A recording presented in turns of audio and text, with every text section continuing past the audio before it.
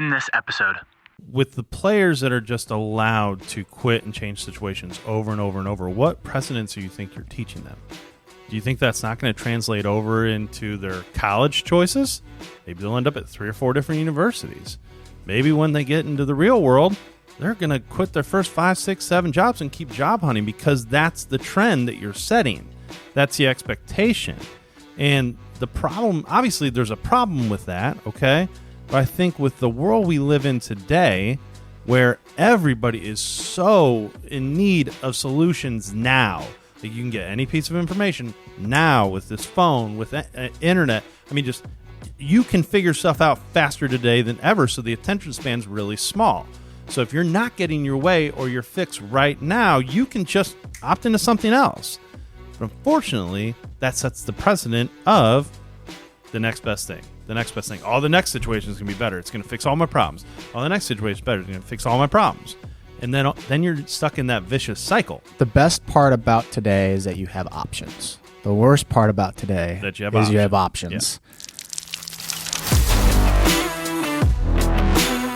What is up, everybody? Welcome back to another edition of The Closing Pitch. My name is Spiker Helms, and this is a show about people, culture, and how to create a winning lifestyle. Not saying that we have all the answers, but more importantly, just having an interested mind, curious mind on what actually wins and what actually doesn't, and not being holden to our biases, and also thinking that what worked in the past is going to work in the future. So always curious, always trying to find the new lifestyle and trying to push the needle forward. And Dave is smiling at me right now. Because I can tell the body battery went back up. He's drinking a new coffee, man. You just brought the fire to start. I was feeling it at like 1:30, and I was thinking to myself, Dave is going to hate me if I am like just low battery and not functioning right now. Having basically spent an entire summer with you for now a second summer in the hotels, I can tell really quick when Spiker has a body battery. If you guys don't, you probably can't tell over this, but all of a sudden Spiker will be like energetic, and then down. You know what, Dave? I go all in. Little Caldy's coffee. It's right back up, buddy. I go all in, and it's just part of my nature. That's and then I just get drained right after that. So it's, oh no. Just call me a Tesla. I got nothing left. Plug me in. Guys, before we start this episode, there's actually a really good question on one of our videos on YouTube, and I wanted to pull it up and talk about it because I thought it was pretty relevant, especially with a lot of the recruiting conversations we've had in the past. And we actually are still having these, and it's an ever-changing, ever-flowing situation. It's really weird. Like, never seen it change any faster. Yeah, ever. So what we've said in the past, some of those principles still apply, but then there are just little nuances that are always changing. So don't hold us to one idea or one thought. Always use this as like a baseline or kind of like a little bit of a blueprint, but being able to change that blueprint as you see fit when you start hearing new information. So at this time when I am talking, it is August 11th, 2022. And the comment was, I have a question or a topic idea. My name is Joseph Salazar. So thank you, Joseph. Thanks, Joseph. Although you guys provide some much useful info, a lot of it is geared towards those in high school trying to find a way onto a college or guys already there. I am a college guy who's trying to walk on to my D3 university. Do you guys have any tips or knowledge on what it would take to have a successful walk-on? What coaches are looking for during a walk-on tryout? How can I separate myself from other kids looking to walk on? Thanks, guys. Hope to hear from you all. That's cool. So I assume that he is going onto campus. Yes. This upcoming, probably in the next couple weeks. Yes. And there's probably a number of other people that are doing that, whether that's D1, D2, Sure. D3, JUCO, whatever. They're trying to win a spot. Well, actually, and one thing that we don't talk about a whole lot, but I don't know if the D1s do this too much. You can probably speak to that more on your end. But Division 2s, Division 3s, JUCOs, I'm assuming NAIAs do. They host tryouts, which most people don't know that. We have Where they have like prospect days, right, or something like that. Yeah, at Missouri State we had 2 tryout dates, and then it was like a callback. If I think it's a back. I think it's an NCAA rule. Because they have to give everybody a fair and equal opportunity. Is that correct? Fair and equal opportunity. And the coaches take it pretty seriously. That like Missouri State coaches, they took it pretty decently seriously. Like again, are you going to find that player that is going to be a game changer and be into your roster? Unlikely. Percentages are against that. But could you find a role player? I would argue yes. You could definitely find a role player, someone that's able to plug into a spot. Yes. Well, and no matter what, if you're talented, they don't care where you come from. I mean, we'll say that a million times over and over, but a lot of, especially the Division IIs, especially the Division IIIs, they take that seriously. I mean, your time's as valuable as theirs, right? Mm-hmm. So if they're going to spend a whole afternoon out there looking at players, they're going to hope to get something out of it. They're not going out there going, ugh, stupid NCAA rules, I have to do this again. They are hoping to find some dudes. So my advice, to Joseph would be, simply put, attack it as if you would attack any other high school tryout. It's not going to be all that much different, I don't think. Well, the first thing that you want to try to do is try to become a preferred walk-on. And that's the first thing that you want to try to do. And I would establish some communication prior to which would establish you that preferred walk-on, yeah. Yep. So making sure that they know who you are, know your background story, know why you're interested in coming out, know that you're already obviously at the school, and just know a little bit more info on you. It'll give you a little bit of a I guess a little notch up in their belt. Yep. And then on tryout day, like, you got one shot. So like, I think it's going to be one of those things where you have to impress them in your strongest attribute. And if you were like me, my strongest attribute was more of the intangibles than the tangibles. And I was more of like a fine wine. You had to really see me quite a bit. But if you're a guy that can hit and mash, like, that's your thing. You got 6 swings to show it off. 6 swings, you got to impress me with at least one. Just at least one to keep me interested. If you're a guy that has a really good arm, you got to chuck it.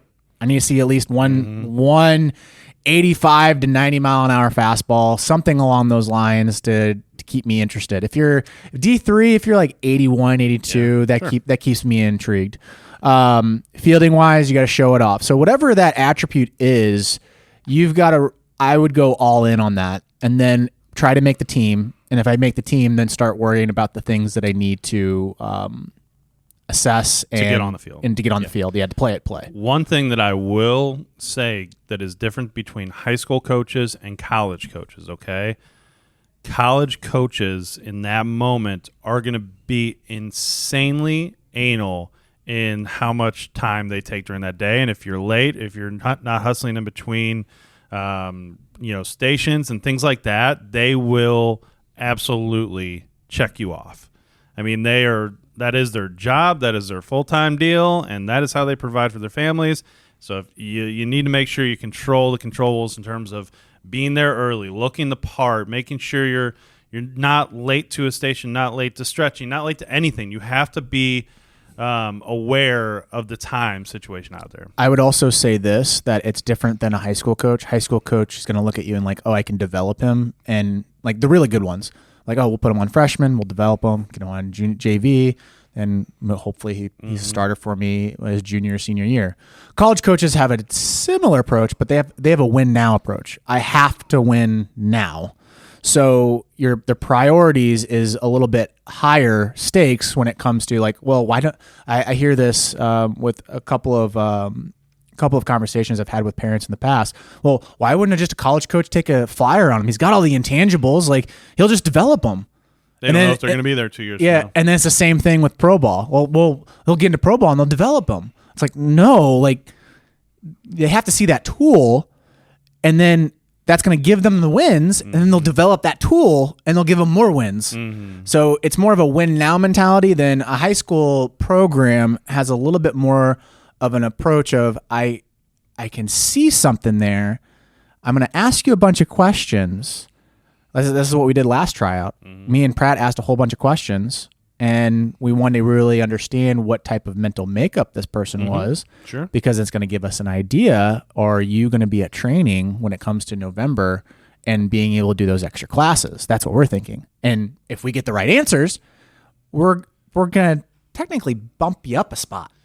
You know, one other thing, too, because we had a couple of these guys at Missouri S&T at Division II school where I played, where they went up to the coach, and this was, early on. Maybe they got they went through the trial process, and they really stated their intent on if they were to get a spot in their program, what they would do with it. Oh, yeah. And they met with the coach. You can request time. I mean, you can go to their office and, try to schedule a meeting with them and just be like, hey, I am really intent on playing baseball here. I'm a hard worker. I'm going to do anything you want. I'll be there early. I'll stay after late. I will really, really work hard to develop my skills. I will not be a problem for you. I will not get in trouble. I will not disrespect the university or the program. And I will go above and beyond to earn my time on the field. And if you kind of start stating those things, and don't say this if that doesn't mean anything to you, but if you state those things to the coach, a lot of the times the coach is going to look at you like, okay, dude really wants it. I'll give him a flyer. I'll give him a couple weeks. We'll see if he proves me right. And if he's full of it and he was just saying that because he heard it somewhere, okay, we'll get rid of him then. But if not, and he proves me right, I look like a genius. And I'm helping a kid. It goes back to the conviction we talked about last episode with Derek Jeter, like having that conviction and just not being like arrogant about it, but like what do I need to do to be on this team? I will clean the stalls. I will clean the dugout. I will clean the clubhouse. I'll even do the laundry. Isn't that the story of Rudy? Just I heard that was not all that true. But I will do anything you ask me to do. Yeah. And all I want is to be able to step onto that field and being able to compete and try to make the starting squad. More times than not, whether that's in a tryout situation like this or a business, if someone approaches you like that, you're normally caught off guard because it's a rarity that happens. I try to look for it just in our business. Yeah. Just in what we're doing here. Yeah. What I like. That's very rare. Drew is awesome. Like everyone knows that we've had intern Drew on here. He's been on one episode and he works side by side, but like that was his mentality. It wasn't to that point because like here he was comfortable with me, but he's like, Spike, I just want to learn. I just want to be here. What do I need to do? What do you need me to do? What can I take off of your plate? Mm-hmm. And at the time, we had 2 other interns that were with him. And I was like, I really like that guy. I'm going to stick with that guy. Yep. And I kept on feeding him projects, and he kept on executing. The other interns were like, they're great, but they didn't want more. Sure. They didn't want to take on more. That's a rare skill these days. It is. And I think taking that process and doing it as a player, that like I could only imagine what a coach would do. Like he'd just be like, "You want to do what?" You hear those stories though. You hear that this kid showed up in my office and he just would not refuse for me to not let him on the team. And I was like, "Yes, let's go." College coaches aren't robots. Mm-hmm. They're human beings that have emotions. Yeah. And they'll see something in you that, oh, there's a fighting spirit in there. Mm-hmm. He wants to compete. 100%. I like competing. You like competing. Let's do this.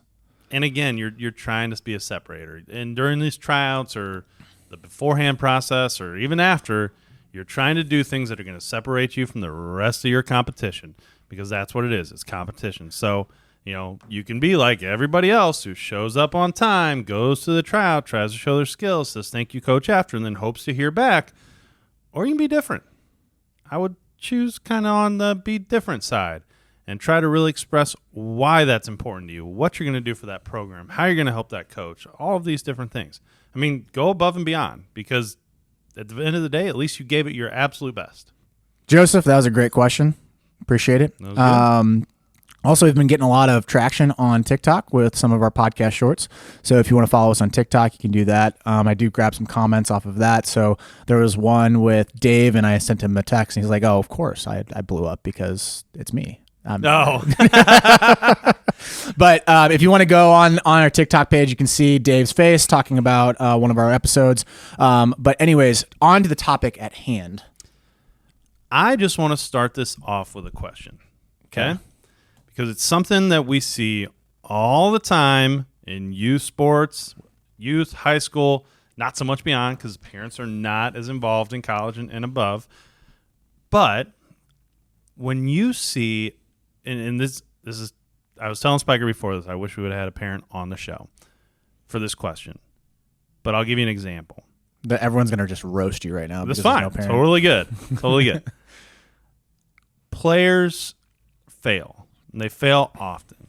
And a lot of times when some decent or significant amounts of failure, whether that's the team losing, like they have a losing season, okay, or the player has a bad season at the plate, low batting average, the immediate instinct of the parent is to rip that player out of that current situation because it couldn't be the player's fault or it couldn't be the lack of preparation or anything else, and then segment them into a new situation. So, i.e., team that they're currently on, okay, season's about to wrap up, they're 16-32, they won some, but they obviously lost more, twice as many, and, I see Johnny coming home every day and just, he wants to win more. So the instinct is to find him a new team rather than, well, Johnny, if you want to win more, how about we look at you? How can you help the team win more? Like, there's two totally different ways to think about that. So my question is, why are parents so scared at times to let their sons or daughters fail? Well, I think part of it is they want to protect the kid side of it, where it's a game, and protecting the game side of it and making sure that it's fun for them. And because, again, it's not a job. I get the fun side, for sure, by the way. And right as I was saying that, hold on one second. Right as I was saying that in terms of like, he's coming home and not having fun. Well, that's a different story. And I kind of phrased that wrong. If that's the case. But it's definitely part of the topic, right? But it comes down to, in any game that you play, there's always going to be an element of not having fun, whether that's like at recess playing soccer or kickball. Like I could, or even Foursquare. Like you get competitive and you lose and you get all mad and everything, and like this game's not fun. I always think of the kid that always got beat at the games that he wasn't good at, and he's like, you know what, I'm going to take my ball and go home. Mm-hmm. But then he would be back at it if it was a game that he was really good at. Mm-hmm. So it's trying to manage that. You don't want to kill the spirit, but understand that the spirit's never destroyed by the externals, in my opinion. You might disagree with me. I think it's always internally, where life's trying to teach you a lesson and you just say, you know what, I'm going to pick up my ball and go home. I never think that's the right answer. But I do think there is a point, like a stopping point, when you can quit and go to a different new environment. Sure. But you have to complete that full year. There are players that I know in softball, baseball, soccer. There's a bunch of sports where players have quit in the middle of the year and they just took their ball and gone home rather than complete the whole year. I guess where I'm going with this comment is I don't think the quitting and switching teams should be the first instinct. No, I don't think it. I think you're right. And that, unfortunately, is probably becoming a little bit more of the norm than it has maybe in the past. I think because there's so many options, than ever before, and, this is a tribal sport that we hear of grass is over here greener and things of that nature, that the instinct right when failure is there will grab them out or get them out of here, get them into a new situation because that's going to take care of everything. Mm-hmm. Rather than maybe sitting back and addressing some of those other issues. Maybe being like in my situation, well, Johnny, how did you do in the field to help your team win more games? And this is hard for parents. I will gladly say that I don't know it from your side. Well, it's a hard. I don't. It's a hard conversation for a player to say that. Like, Like, you know how many biases you have? Like, I'm Players don't great. get it. I'm awesome. I don't think that's up to the. I mean, maybe a very, very rare player these days has that self-reflective side of him or her to really sit back and go, we didn't have a great season. Could I have done better? Could I have helped? If I would have made a couple more plays, would we have won more? I mean, players are so young; they're not going to have that idea. I mean, even at 30 years old, I struggle with that. Yeah, for sure. So I'm kind of sitting here as like the adults in the room, which are the coaches and the parents. Are we always setting the best example there and asking those right questions? Of, could you have been a better teammate to create a better culture and things like that? And well, you know what it comes down to is the conversations that need to be had. Like I've always pointed this in the podcast in recent episodes and in previous episodes where I had that rough junior year in summer and I absolutely hated life. Yeah. Like I hated baseball. I literally hated baseball. And my mom and dad and I would have drag out conversations, hour and a half, 2 hours in a hotel room and be up at midnight. We didn't bring anybody else into those conversations. Right. It was just us three amigos, just amigas because she was a female, obviously, but we were literally just sitting there and talking things through. And like, there was a lot of times where there was awkward silence and everyone's really thinking about what's the next thing that we should say. And if I didn't have that, and let's just say my dad said, you know what, screw this team. We're going to go over here. They're not honoring our money. This is an investment. Why isn't he playing? And then my mom feeds onto that and just says, you know what, Spiker, you're the best player out there. I don't get why that coach doesn't play you. It was more of, Spiker, the coach is an idiot. We understand that. We've heard you say that, but he's not an idiot. There's something here that you need to learn. Well, I wonder this because I think I see this happening for sure more today. With the players that are just allowed to quit and change situations over and over and over, what precedents do you think you're teaching them? Do you think that's not going to translate over into their college choices? Maybe they'll end up at 3 or 4 different universities. Maybe when they get into the real world, they're going to quit their first 5, 6, 7 jobs and keep job hunting because that's the trend that you're setting. That's the expectation.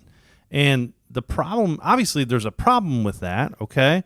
But I think with the world we live in today, where everybody is so in need of solutions now, like you can get any piece of information now with this phone, with internet. I mean, just you can figure stuff out faster today than ever, so the attention span's really small.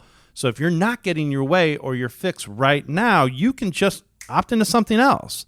But unfortunately, that sets the precedent of the next best thing. The next best thing. All the next situation is going to be better. It's going to fix all my problems. All the next situation is better. It's going to fix all my problems. And then you're stuck in that vicious cycle. The best part about today is that you have options. The worst part about today is you have options. Yeah. That's why I think like the 20s and 30s, those people were just hardcore pterodactyls. Like you hear of just work through it. Yeah. What else are my choices? Yeah. Like what are my choices? I can't just pick up and go to California or go to Texas. Like there's a lot of money that's involved with that and moving. Now the world is extremely small. I know anyone and everyone that's in the space in a matter of, if you come into the baseball space, if you're new into the baseball space, you could pretty much figure out the market in a matter of 2 months. Yeah. Pretty quickly. If you ask the right questions, use the right resources to find those answers, you could figure out any market, whether that's New York all the way to Los Angeles. You could figure out the baseball space when you hop into that location. That's an issue, but it's also a solution. Mm-hmm. And so when you think about it, perseverance is an underrated skill. And I think it's definitely a skill, just like many others, that you're going to learn in sport and take outside with you for the rest of your life.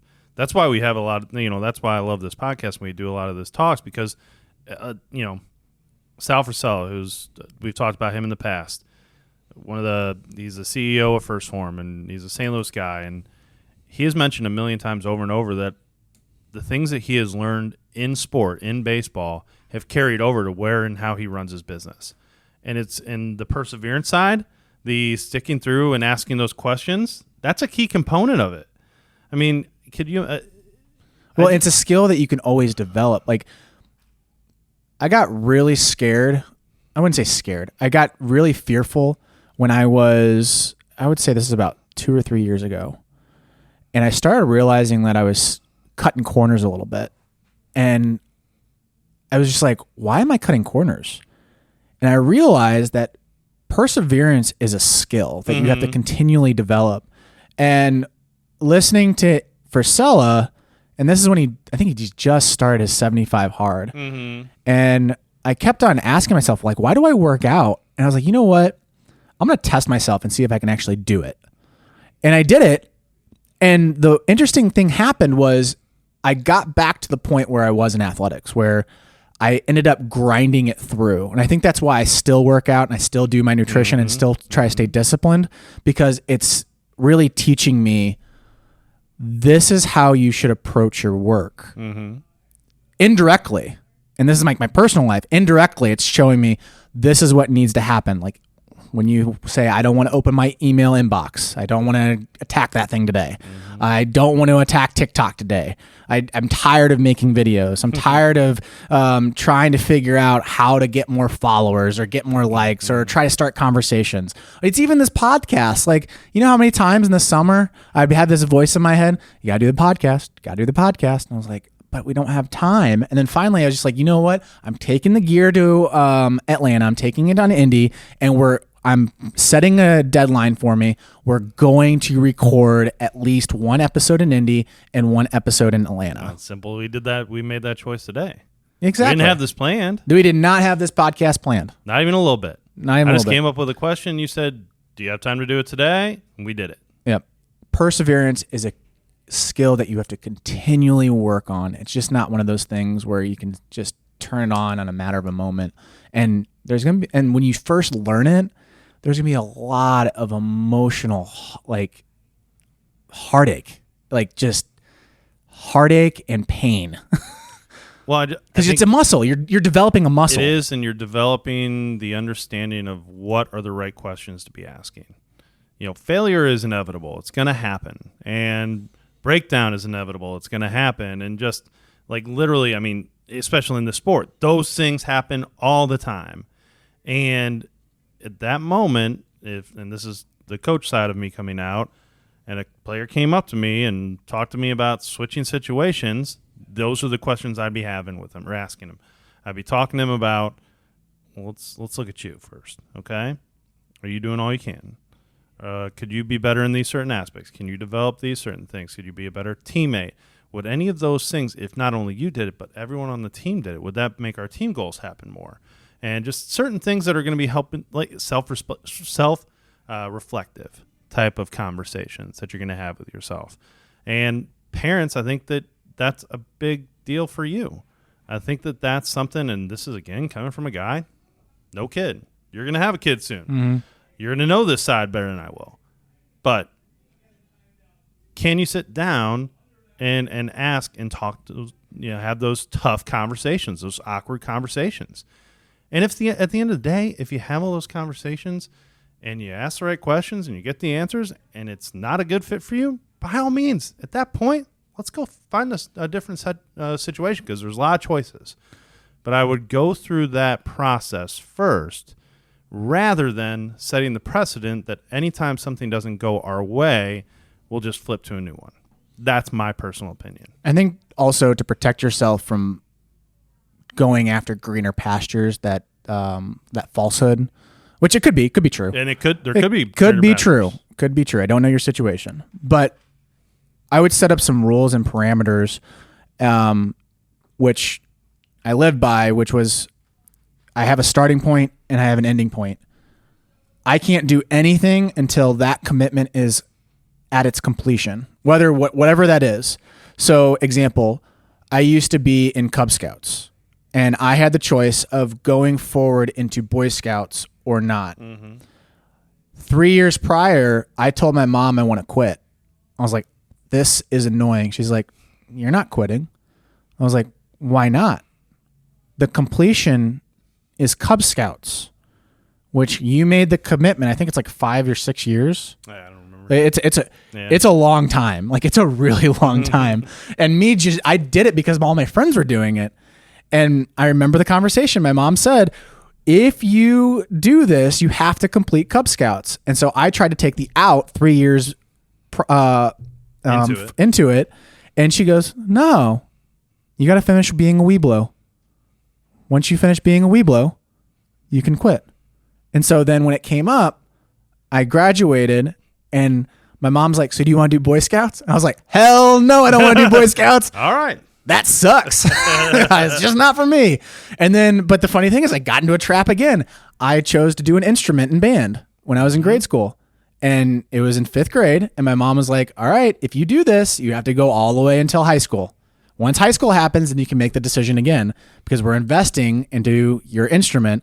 You have to stay with this all the way through. Same thing happened. 2 years into it, I was like, saxophone sucks. I don't want to do this anymore. and she goes, you don't learn your lessons. You don't learn your lessons. So you're going to stick with it. And once it happens at high school, you get to make your decision. High school happened. I go into it. And she's like, you want to play the saxophone? I was like, no, let's sell that thing. So I just think that you have those processes. And like, if it's baseball, I think it's a good thing going from spring all the way to fall, or fall all the way to the end of the summer. That's a good completion time, and then make your decision off of that. You could even do it with a high school program where you're like, you know what? So it helps them when they get into the high school program. So if they come in their freshman year, they stick with one club all the way through rather than hopping around. Mm-hmm. So just make that distinction of what's my start point and what is my end point. And I can't make a move until I complete that. What that'll do is you'll have all these, I view it as like a roller coaster chart where you're going to have these highs, you're going to have these lows, and you're going to have these plateaus.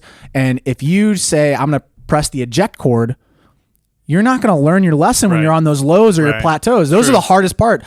I don't think the lows are the hardest part. I think the plateaus are the hardest part, because you can go one way or the other. And if you don't learn that lesson, that's going to be a real struggle when you get to, like, here's an example. We're at a point in our business where I see that I need to start coding. Mm-hmm. I need to learn how to code. Whether I use that skill or not in the future, at least I know what's capable and what's not capable. Mm-hmm. I have committed myself to learn the language of computers so that I have a better understanding of what we can do into the future. I'm not going to come off of that. Mm-hmm. Where if I didn't learn that lesson when I was with summer ball and when I was a junior, I'm just going to press the eject chord and like, screw this. This is just not for me. No, I've made the commitment to myself. I'm going to learn this, whether I use it in the future or not. At least I understand it. So that is the beauty of perseverance and still trying to develop that skill. Love it. That's it? That's it, man. You got nothing. I mean, you said it right. I mean, you learn a lot of the life lessons through that.